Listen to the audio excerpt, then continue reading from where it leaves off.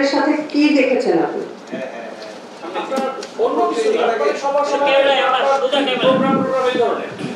ওকে, একটা সরকার 15 বছর ধরে ক্ষমতায় ছিল।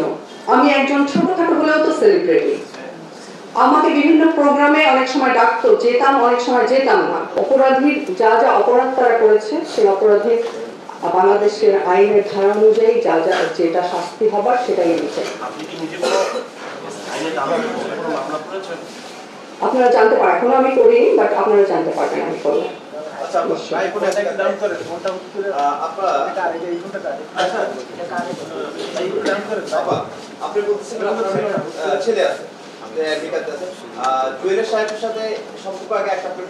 হ্যাঁ, আমি যখন ইন্টারমিডিয়েট ফার্স্ট ইয়ারে পড়ি তখন আমার বয়স মাত্র 17 বছর। তখন আমার বিয়ে হয়েছিল এবং সেই ঘরে আমার একটা ছেলে আছে এবং 18 বছর বয়সে আমি মা হয়েছি।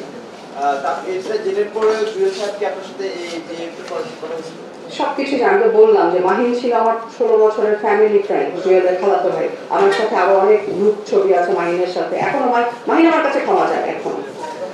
তো সবকিছু আমাকে জেনে, আমি রোমানা স্বর্ণা, আমি একজন অভিনেত্রী, আমার সম্পর্কে একজন ক্যামেরাম্যানের কাছে জিজ্ঞেস করলেও কিন্তু পাওয়া যাবে, রাইট? জুয়েলের সম্পর্কে চাইলেই কিন্তু আমি জানতে পারি না, কারণ মাহিন হাইড করেছিল। বিকজ অফ মাহিন আমার সাথে জুয়েলকে পরিচয় করিয়ে দেবার এই শর্তে তার কাছ থেকে বেনিফিটেড হয়েছে।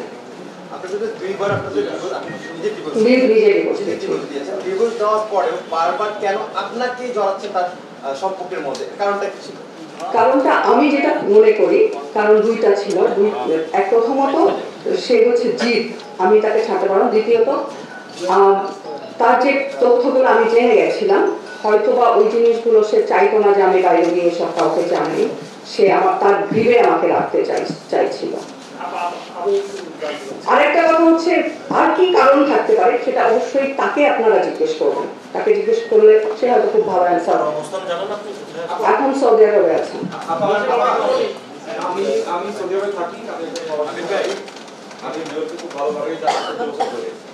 আপনি এখানে একটা অভিযোগ যেটা করছেন যে জুয়েল তো সে দীর্ঘদিন যাবতীয় রাজনীতি করে, এটা একেবারে এটা হাইট কিছু না। সে এখন পর্যন্ত রাজনীতি কর্মকাণ্ডে জড়িত, সেটা তো আছে। তো গতকাল আমি তার সাথে কথা বলছিলাম, তিনি যে অভিযোগটা করছেন তার একটা অভিযোগ হচ্ছে আপনি আপনার পরিবারের সদস্যদেরকে নিয়ে এই যে ঝামেলাটা সেটা মিটিয়ে ফেলার জন্য পারিবারিকভাবে তাকে একটা প্রস্তাব করছেন। তার প্রেক্ষিতে সে মামলাটা তুলে নিচ্ছে, কিন্তু আপনি তার সাথে আর বসেন নাই, কোনো যোগাযোগ মেনটেন করেন নাই। এখন সে আপনি অভিযোগ করতেছেন, সে নিজেই ভুক্তভোগী। সে বলতেছে সে সব দিক থেকে আসলে কি আমার পরিবার, আমি জেলখানা থেকে তাকে এই প্রস্তাব দিয়েছি, জেলখানা থেকে আমি বন্দী অবস্থায় তাকে প্রস্তাব দিয়েছি। আপনি যাদেরকে বিয়েতে যে কয়েকজনের কথা বললেন সেখানে আপনার নিকট আত্মীয় কয়েকজনের কথা বলছেন, সে বলছে আমার কেউ ছিল না, তারাই নাকি প্রস্তাবটা জুয়েলকে দিয়েছে। এটা কত বছর? হ্যাঁ, এটা আমি জিজ্ঞেস করতে। এটাকে জুয়েলের আপন ভাগ্নে। আপনার কেউ ছিল? হ্যাঁ, বিয়েতে আপনার কেউ ছিল? এই যে আমার ভাই, আমার মা ছিল না। আমি ওইটাই জানতে চাচ্ছি যে আদৌ কি আপনারা এই ধরনের প্রস্তাব জুয়েলকে দিয়েছিলেন? সত্য মিথ্যা না? আমি দেইনি এই ধরনের প্রস্তাব। আমরা আসলে প্রশ্ন করি জানার জন্য, আপনারও তো যেসব ইয়ে আছে যে অনেক বড় বড় নেতার সাথে উঠা বসা আছে, তারপরে বড় বড় ইয়ে করছে, এই ক্ষেত্রে আপনি কি কোনো ভূমিকা নিতে পারেন যে জুয়েল একাই সব ক্ষমতা দেখা গেল? আচ্ছা, আপনার প্রশ্নের উত্তর আমি দিচ্ছি। ওবায়দুল কাদেরের সাথে কি দেখেছেন আপনি? অন্য কিছু সবার সঙ্গে প্রোগ্রাম এই ধরনের। ওকে, একটা সরকার 15 বছর ধরে ক্ষমতায় ছিল। আমি একজন ছোটখাটো হলেও তো সেলিব্রিটি। আমাকে বিভিন্ন প্রোগ্রামে অনেক সময় ডাকতো, যেতাম, অনেক সময় যেতাম না। আমার বাসার সামনে রোড শো হতো, আমাকে মিডিয়ার কিছু আমার কলিগরা ডাকতো, তো আমার বাসার সামনে হচ্ছে আসো। তখন হয়তো 2-1টা প্রোগ্রামে আমি গেছি।